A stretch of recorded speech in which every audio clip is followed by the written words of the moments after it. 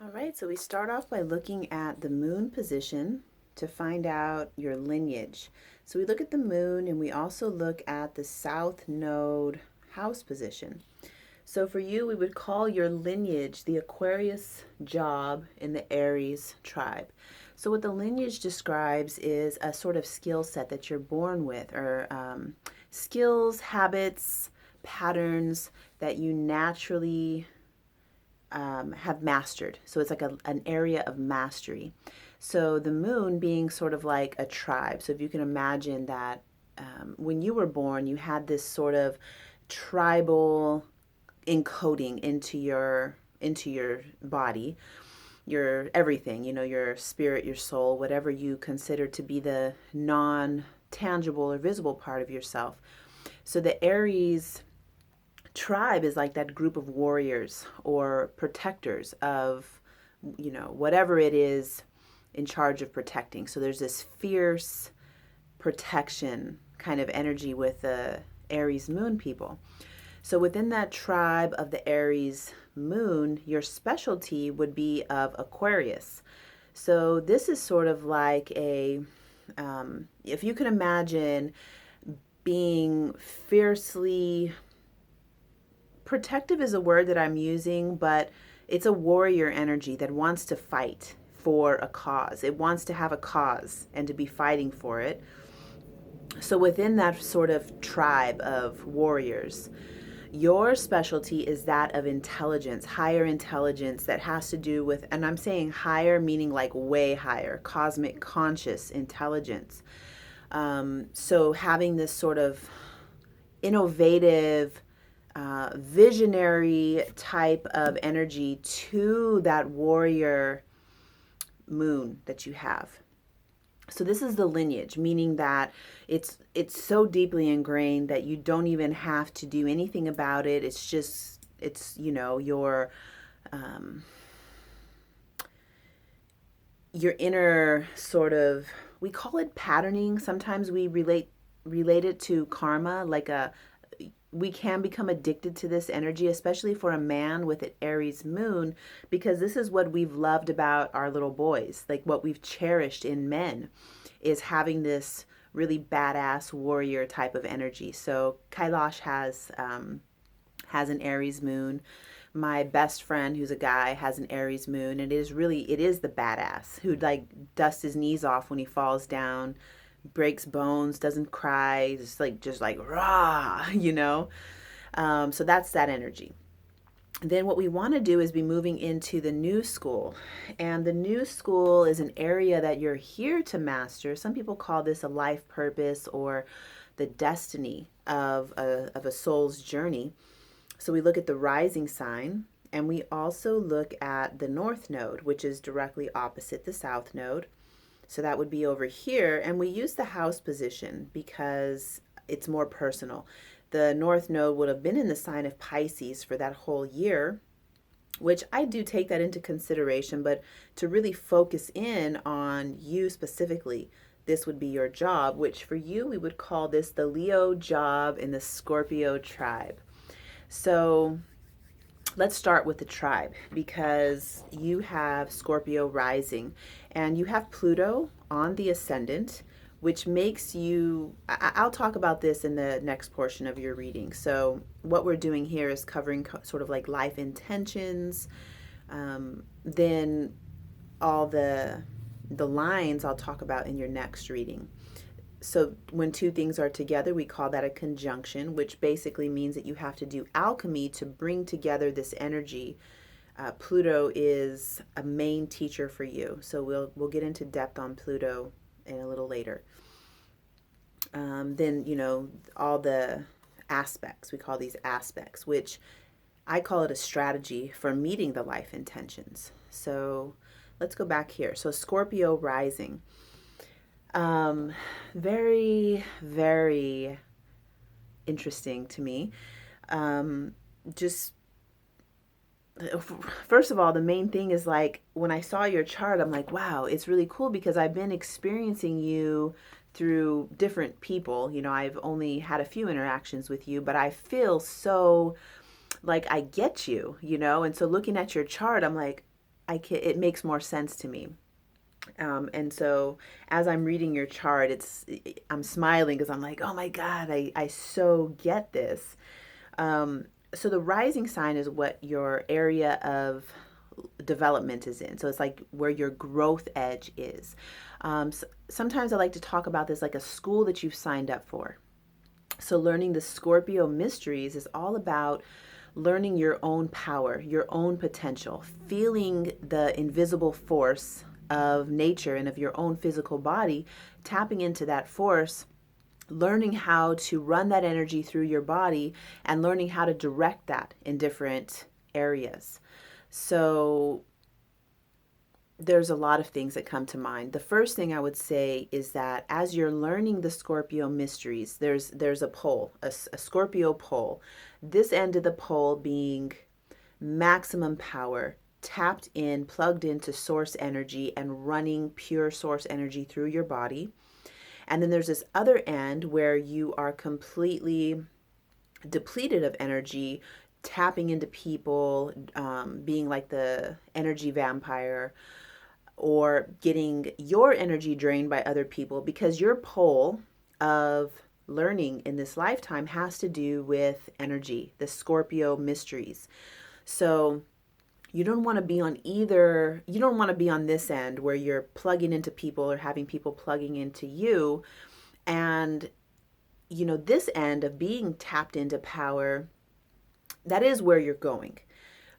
So I don't want to say you don't want to be on either end. You do want to, this is like your whole life though, you're moving toward that. So you might experience throughout your life a sort of going back and forth between these two things, which that is the Scorpio mysteries. How can we stay plugged into source and run that energy through our body without being depleted of energy, without frying other people out? Because when you're really tuned in and tapped in, you are magnetic and people are naturally attracted to you and want to be around you. And so I'm thinking about all the times I've talked to you and, you go straight into the eyes. Like and I have so this is also a part of my archetypal, one of my main teachers is one of my main mysteries is a Scorpio mysteries. It's in a different way than what you have, but it is that like tuning into somebody, fully receiving what they're saying and fully being present. It's people may tell you that you're really intense, and you have this with your eyes, like really tuning into somebody. And so learning how to use that, using that power. I don't want to say using it for good or bad, because that's not, it doesn't matter when your school is the Scorpio mysteries. It's like you're learning to be an edge walker, learning to know what is too much. It's part of the Scorpio mysteries is going too far, jumping, going, it's too much. I have a client who's 55 with Scorpio rising. His Mars is in Scorpio. And, he's got a lot of Pluto in Scorpio, which you do too, because Pluto is, as I said, your main teacher, being with just 5 degrees of your rising sign. So this is an extra dose of underworld shamanic energy that you are here to fully embody. And, if you haven't seen the movie The Giver, it's on Netflix. And this is pretty much the Scorpio mysteries. It's like the student. If you haven't seen it, watch it. This boy is the one who has to hold the memories of the whole community.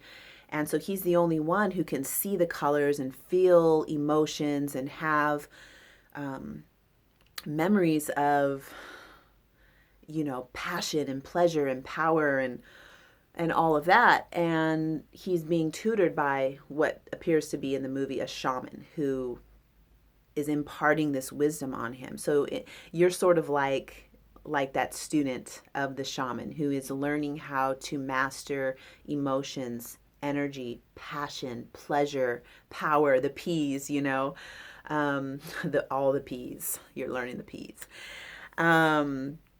So it is very intense, sexual, sensual, passionate, and also can be dangerous and risky. And that's part of the learning of Scorpio. It has to do with invisible energy and learning to master that.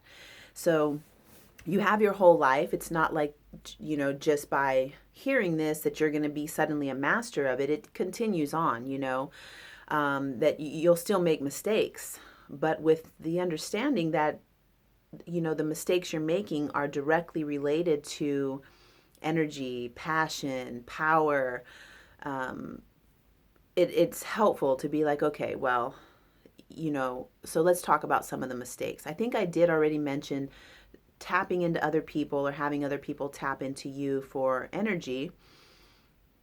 Some of the other ones, going over the edge, taking too much of the things that bring us a feeling of power.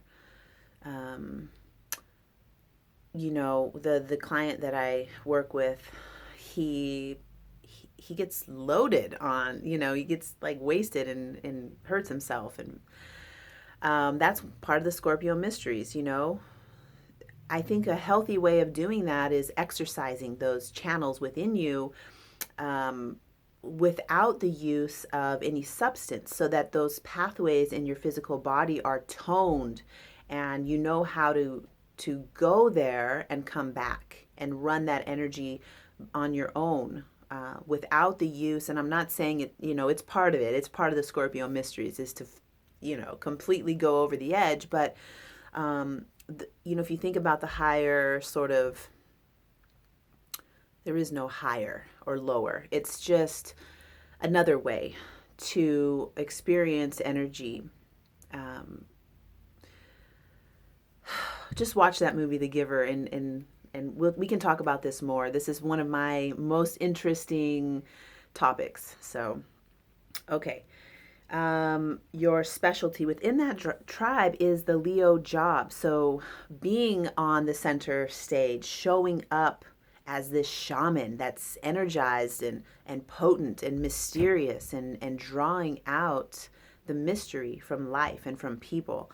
Drawing it out, meaning like bringing the shadow up on stage. When an actress or an actor is on stage, the shadow is with them. You can't separate the shadow. So showing up on stage with your shadow with you, and letting us see that. And that's your job, that's like being on the stage with your shadow. That's what I see with Leo job in a Scorpio tribe. So let's move on to your masculine, your inner masculine, or the way that you embody the God in this life. You have your Mars in Aries. So down here is your Mars. I like to mix these two energies together. So the Mars and the rising sign, to get a good look at the way that you are embodying the God. Aries. So again, wow, when you mix Aries with Scorpio, that is just so like intense, because Scorpio, I'm sorry, I got really into Scorpio for a second. So Aries being sharp, hot, fire, direct, straight to the point, that's your form of the masculine. There's no small talk with this archetype. When you mix Aries with Scorpio, it is just, you know, direct and independent and very, learning about the self, investigating your own mystery and being very direct, and just, it's kind of like taking action before you even think about it. Taking action, it's from a feeling function, and then taking action off of a drive and inner, you're in tune with that force, and then taking action from that invisible force. So that's the inner masculine, the way that you represent the God. It's easy, it seems easy. I don't need to describe that too much, because your form of the masculine is accepted. A lot of people who have men who have Pisces or Cancer as their masculine energy, it takes a little bit more explaining, because it's a feminine, soft type of masculine. For you, it's like what we love in this culture. we're expecting boys to be like that.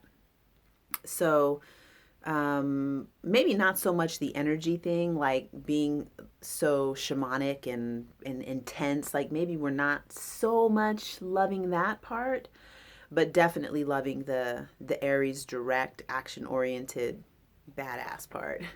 Now we look at the inner feminine. So the inner feminine shows us it's your inner feminine, but a lot of times it'll be the way that you project your inner vision of women onto women, you know. I like to call this the form of the goddess that you most wish to connect with. In essence, it is you, your inner feminine. And the way it just a lot of times works is that you'll see women through these eyes, and they may or may not be that, but you know, it's your projection. So let's look at you that way. So this is so interesting. So you have Venus in Cancer, and then we look at the descendant, because over here, who am I? This is the mystery school that you are investigating as an individual. Over here is who are you, and this is known as the relationship axis. Why on earth would you ever want to be in a relationship?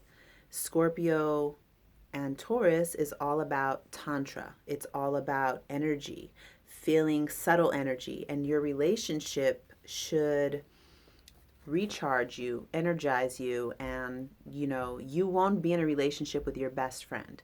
You, with this relationship axis, will be in a relationship with your lover, your tantrika, your the one who makes you feel most alive. So what we do is mix the Venus with the Taurus to get this sort of image of your inner feminine.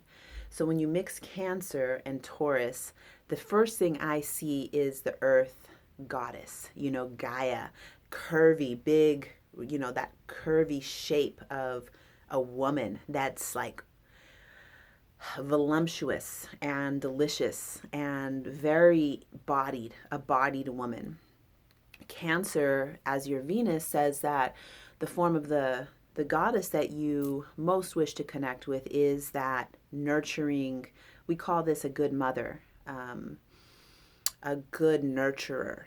And so that's where I'm getting the body. Like the sign for Cancer is two breasts. Some people think of it as other things. I think of it as two breasts. So it's, you know, what feeds us, what nurtures us. And then when you mix that with Taurus, it's very sensual and you know, the other side of a Scorpio. So this is known as the path of Tantra. So when you mix this, it's like it's very delicious and very earthy. There, you know, it's like it doesn't get more feminine than that. So your inner feminine basically is this delicious goddess. And so, you know, you might find yourself being drawn to women. Actually, let me take this into another way, because you'll see women that way and want to connect with those like full-bodied, goddessy type of women. And that's you, basically. So what we do here is honor that that's your inner feminine, that's you, and something called the sacred marriage. So I write a lot about this because it's my most favorite topic. Probably because I have this same relationship axis, except for mine is the other way. So I have Taurus rising and I have Scorpio on my descendant, which is, you know, this is the Tantrika. This is, you know, we're investigating energy, and we're investigating that subtle energy. So for somebody with this relationship axis, subtle energy is not so subtle.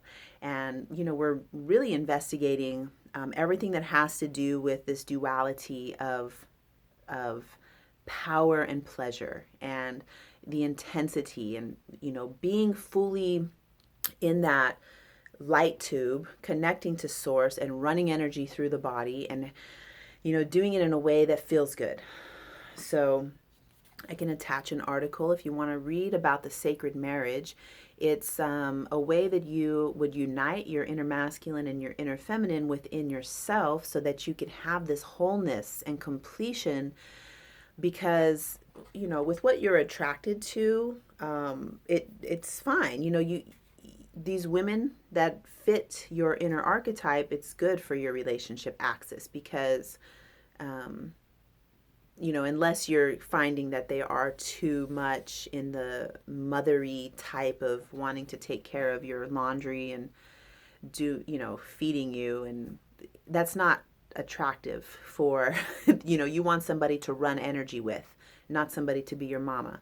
But when you have your Venus in Cancer, you might find that happens, that they are like wanting to mother you, which isn't good for your relationship axis. So I take that back. It is good to do the sacred marriage. And you have other indications on your chart showing me that doing that sacred marriage is definitely called for, which I'll talk about that in your next reading. If after you hear this first reading, if you still want the second reading, I'll say.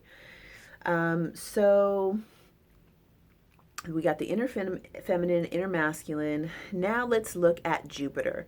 So if you're from the moon, you have the Aquarius job and the Aries tribe.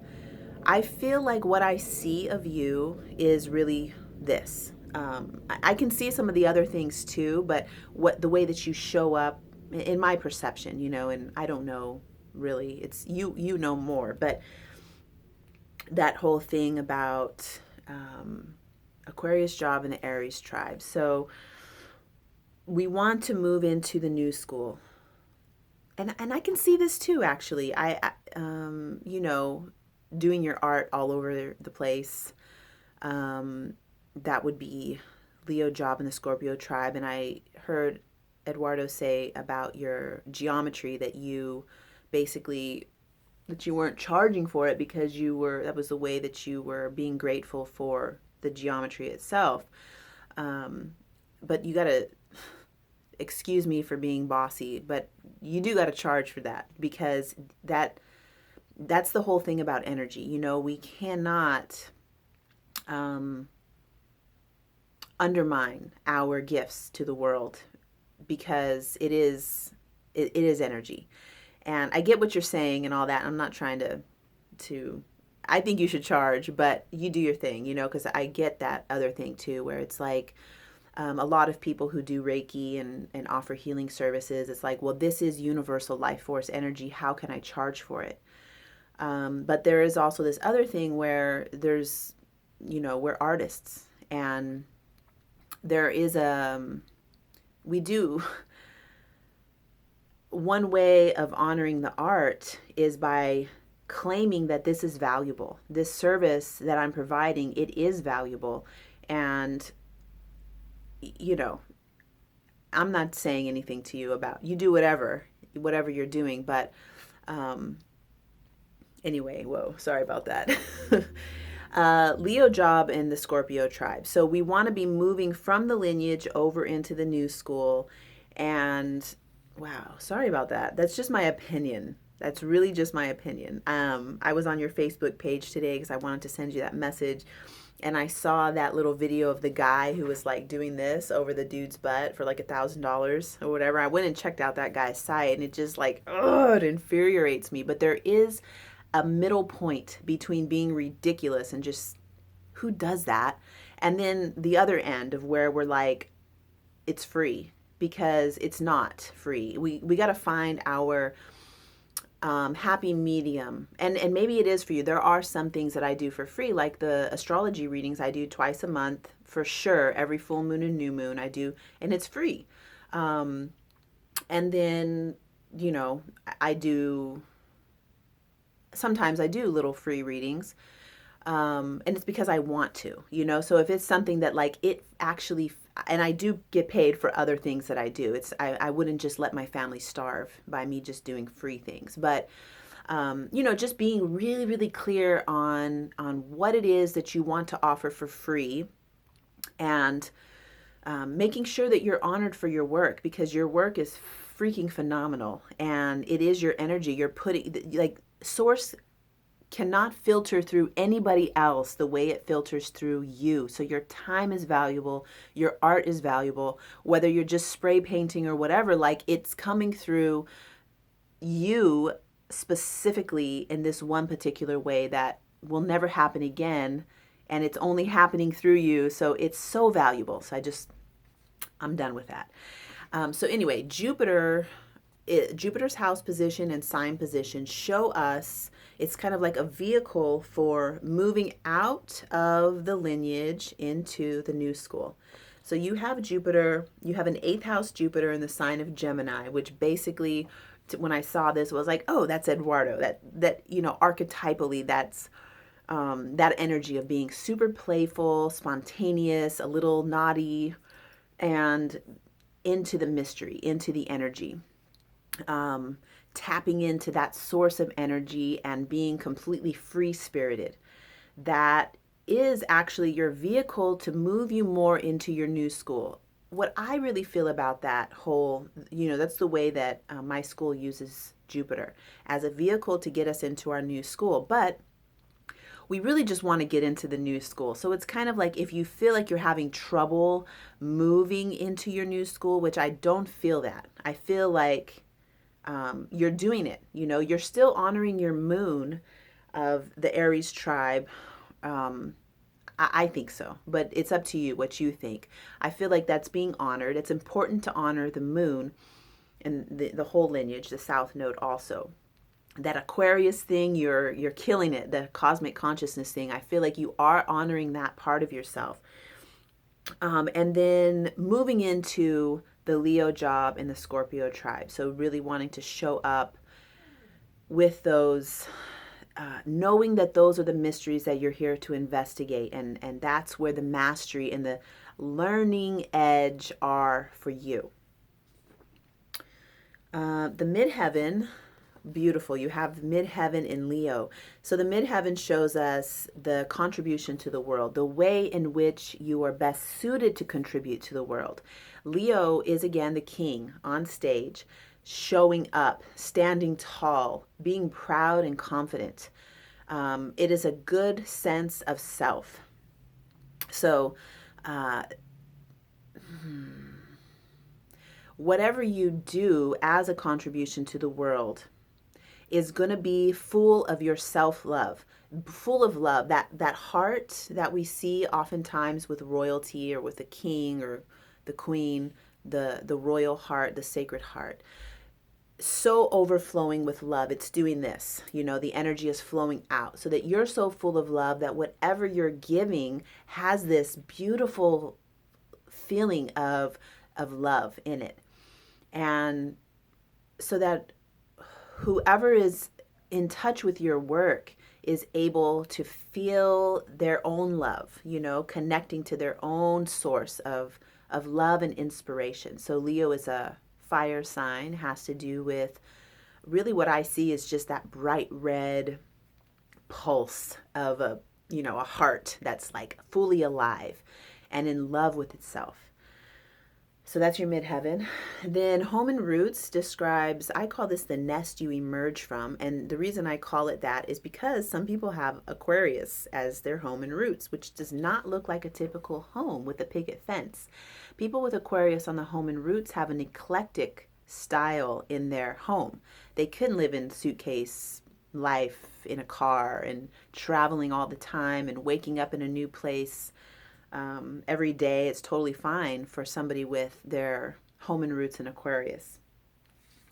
So I will go ahead and stop here and send this reading to you, and you just let me know if you want me to. I'm more than happy to give the next portion of the reading, which I call strategies. And the strategies are ways for you to meet these intentions. And of course, the way that I interpret and the way that things come through and out of my mouth, it's not like the end all. It's just my interpretation of the archetypes and the energy of the planets and the way I see it laid out on the chart. So it's really, really good for you to relate to this information in a way that feels really appropriate for you. So thank you so much. I loved reading your chart. It's really, really fascinating and interesting to me. So let me know if you want me to continue, and I look forward to connecting with you soon.